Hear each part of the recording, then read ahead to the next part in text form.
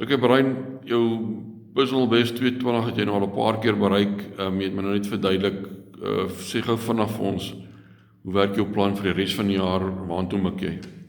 Vir die res van die jaar, my eindmikpunt vir die jaar is om Jack Vrydag se rekord te breek wat 2:31 nou is. Vir hierdie naweek wat ek deelneem môre, is dit net 2:20, want afseisoen is nie te great op mense bene nie. My ander doelwit vir SA's is 2:26.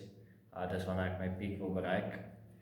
En ek wil graag by World Juniors baie hoër speel as 2:31. So ons mik nou vir die jaar 2:31. Enigiets voor dit is 'n pluspunt, enigiets minder as dit is okay.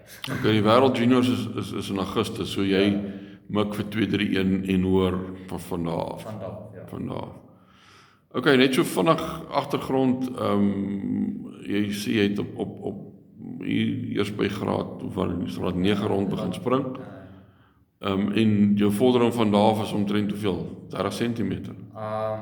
Omtrent ja, ek sal sê so 30 cm van daar. Okay, so daai laaste 11 cm is niks, jy gaan dit maak. Ja, maklik.